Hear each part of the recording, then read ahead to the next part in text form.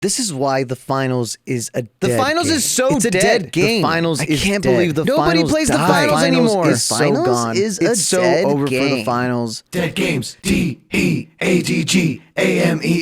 Dead games, D-E-A-D. I'm not dead yet!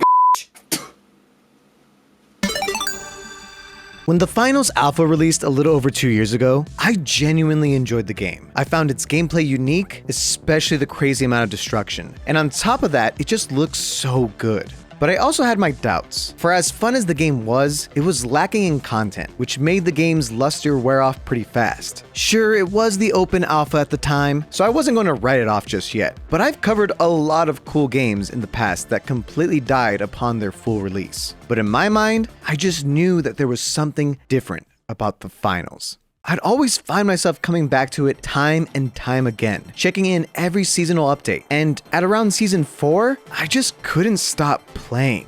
It finally clicked.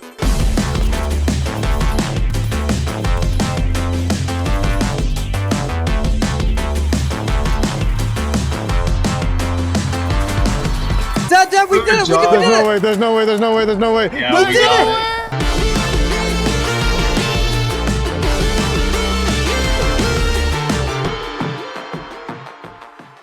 I've made a whole video on the finals before, but so much has changed that I think it's important to start this one fresh. So let's begin, shall we? In case you forgot or have never heard of the finals is a free-to-play first-person shooter created by Embark, a team comprised of ex-DICE developers, which is extremely apparent when you see the rampant destruction and the colors clearly taking some notes from Mirror's Edge. You can't simply categorize the finals. It's not a battle royale, it's not a hero shooter, it's not a CSGO clone or a COD clone, it's really its own genre. But the one category you can easily slot this game in is movement shooter.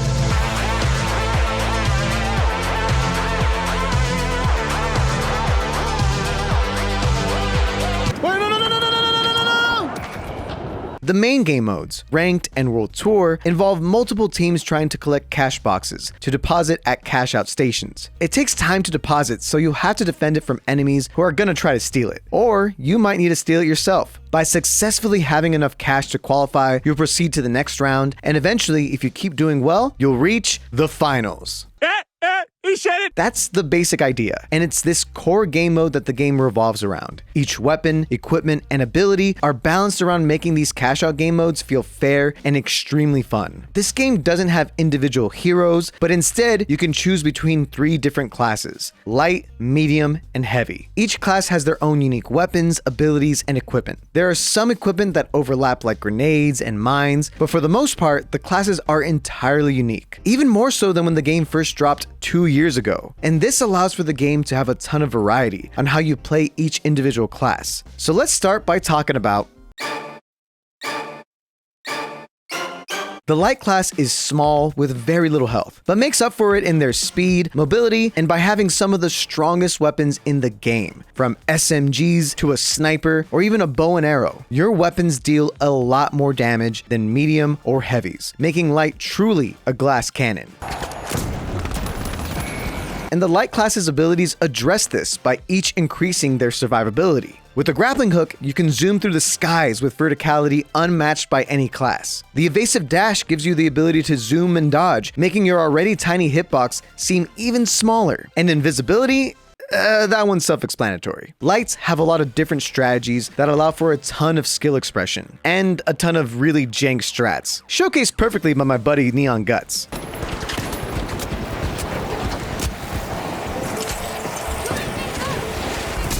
Oh, that's awkward. It's a lot of dudes. That was the smoothest one I've ever done. With really fun and strange equipment at your disposal like teleporters, invisibility bombs, or thermal vision, a good light main can be hard as hell to pin down. Are they annoying to fight against? Yes. But are they fun as hell to play? Hell yes. So whether you're dashing around with a sword or grappling around with a sniper, the light class is perfect for all the movement shooter fiends who just want to drop 20 bombs in every match. The medium class has average height, average health, average speed. They're just your average, everyday, normal guys. The medium class feels more defined by the support they can provide their teams in a variety of ways, which is shown best by their abilities. The healing beam is your classic TF2 medic / mercy beam to heal your team mid-fight. You can provide defense with your guardian turret to hold down points a lot easier, or you can provide pathways and change the landscape of a building with my personal favorite ability, the Dematerializer. The Dematerializer can even stop cash outs from being stolen or provide escape routes in a pinch. It's one of the most versatile abilities in the entire game. Oh, you got dude! Oh, shoot! Even your best equipment helps support the team, like quickly reviving with a defibrillator or providing mobility with your jump pad or zip lines. Look, it just keeps extending. Do you see that? It does until it breaks line of sight. What's the record? Come on. What the heck? I've never seen this before. You can even use the data reshaper. I'm completely joking. This thing is useless. Who is this for, Embark? What the fuck? And the medium's weapon arsenal is just as diverse as the other classes, but most players will gravitate towards the consistency of the medium assault rifles. For the longest time, the finals meta has been defined by the medium class. Veterans will remember when the CL-40 was the best gun in the game. It wasn't a fun time. And we all remember how much of a crutch weapon the model shotgun was for many medium mains, myself included. Look what they did to my boy! But for every broken gun, there's silly ones like the dual blades, which can deflect bullets, or cooler weapons like the wingman, I mean the revolver. The Cerberus shotgun literally catches people on fire.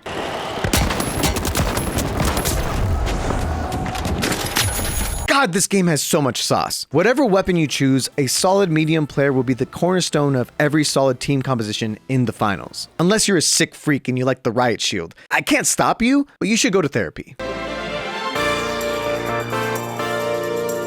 The heavy class are the big boys. They have a ton of health, but are also a little slower. This class is definitely the tank class, with abilities all about tanking damage and creating space. The mesh shield can block damage for your team, and your teammates are allowed to shoot through it. I've said it before, and I'll say it again, it's a Reinhardt shield. It's just a Reinhardt shield. Charge and Slam lets the heavy break through walls and slam on enemies, causing major damage and chaos. The goo gun makes goo. It's less goofier than it sounds, I promise. And the winch claw is a hook that can yoink enemies like your roadhog, and it's just so dope. As a heavy main, you have the widest variety of weapon types that drastically change your playstyle. You can be a fiery demon with the flamethrower, or just rain hell with your seemingly unlimited ammo from your LMGs or minigun. There we go. Nice. Dude, whoa. Macro. My personal favorite weapons are the Deagles and the Shack, but my actual favorite weapon is the RPG. Okay, so that one's an equipment. It's just part of Heavy's large arsenal of defensive utility and raw destruction. The Heavy feels like the most underrated class in this game. While everyone is zipping and zooming and jump padding, it's nice to sit back, lock bolt a doofus, and just be a big dude.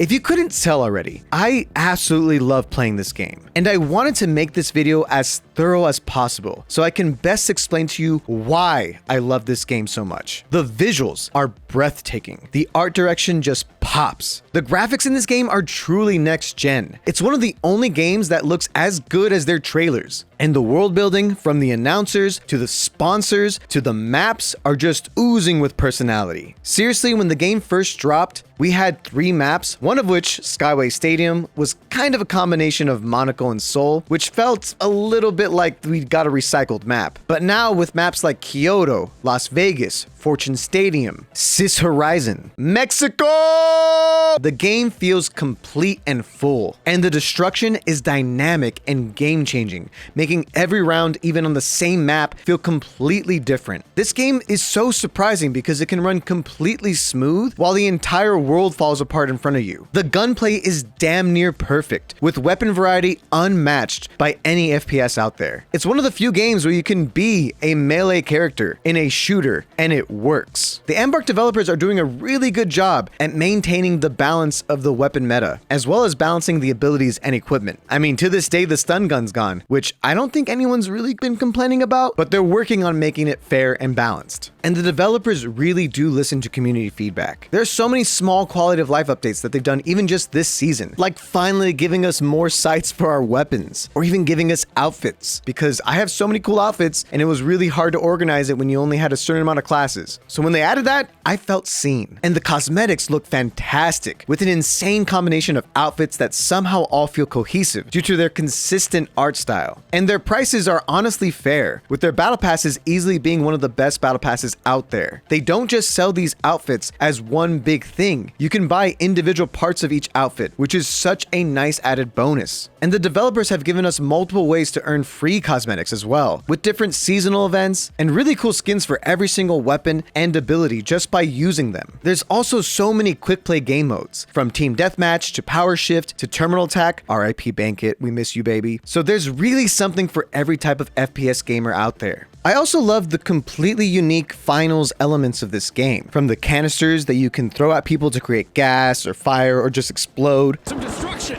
Good riddance. Oh my god. to the pool of coins created every time you kill somebody. Each map has different variants, different times, weather elements. Some maps can even receive reworks, like how Vegas got a whole new look for this season. And of course, you gotta love the in-game events that create even more mayhem mid-match, like meteor showers or low gravity. And one of the best feelings in gaming is that high you get in the final zone of a battle royale, where everyone who's alive coalesces into one area, leading to some of the craziest team fights ever. The only problem is, it takes a long time to get to that point in a battle royale, as the rest of the gameplay is just looting and waiting. In the finals, it can feel like that final ring in a BR every single game. I know it's not a battle royale, but this game gets you these intense team fights multiple times in a single round. Seriously, please consider playing the finals again. I promise you won't regret it. 2 years later, it is the perfect FPS game. Well, almost perfect. I have one main issue with the finals. And for a lot of people that have never played the finals before, this may seem like not a big issue, but for those of you that are like me and really love the finals, hear me out. You see, in each of the main game modes, Ranked and World Tour, they each reward players for achieving the highest rank in their respective modes. For Ranked, the highest rank is Ruby, and for achieving this, you'll receive a Ruby weapon. Ultimately, I think this is a great incentive to play Ranked, and I have no issue with Ruby weapons and the skill required to earn them. It's a ranked mode. If you're good, you'll get it. Now, in World Tour, the highest rank you can achieve is Emerald, and you'll be granted multiple Emerald weapons for achieving each tier, from Emerald 4 to Emerald 1. You might see this and immediately think, why is there 2 ranked modes? Well, it's because World Tour is very similar to Ranked, but with significantly lower stakes. In Ranked, you'll lose rank for losing, but in World Tour, there is no downside to losing. Except there is. Your time. The Finals World Tour mode is a grind. That doesn't feel reasonable and should be changed slightly for a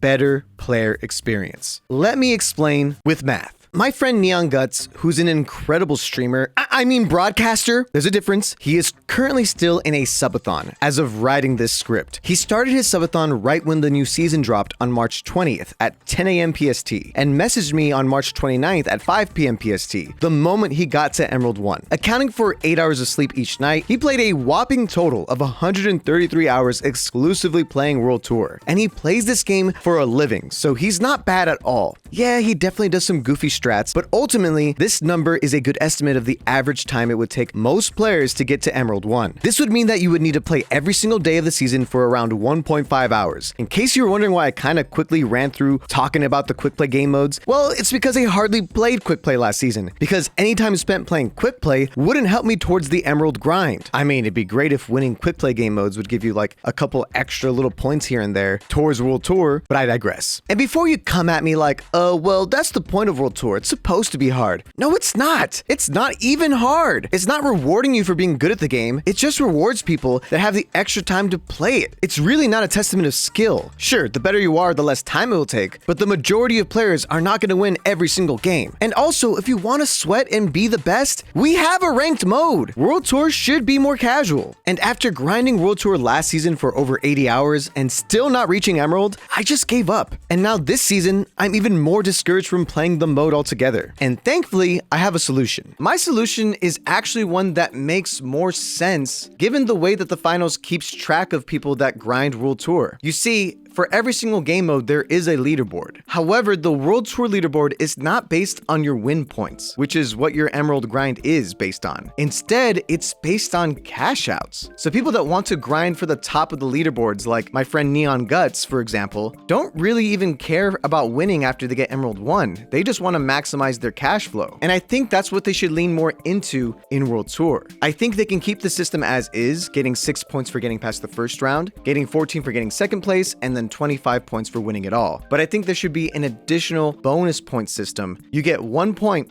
for every $10,000 that you cash out. It'll mean that sometimes when you lose the first round, just barely, with $30,000 in the bank, you're still gonna walk away with 3 points. And this also means that if you go crazy in that first round, cashing in 80,000 points on top of winning it all, you'll get an additional 8 points. Now, obviously, we don't want this to make the Emerald grind a little too easy, so you can easily just bump up the amount of points required. But what this new system will do is not discourage newer players from trying out this really awesome and incredible game mode and take away a bit of the grind aspect towards getting Emerald. I think if we can shave off the time taken from 100 hours to about 60 to 70 hours, it would be much more fair and reasonable. And this is something I've brought up to multiple final streamers and creators, and they've all kind of agreed because it's a lot.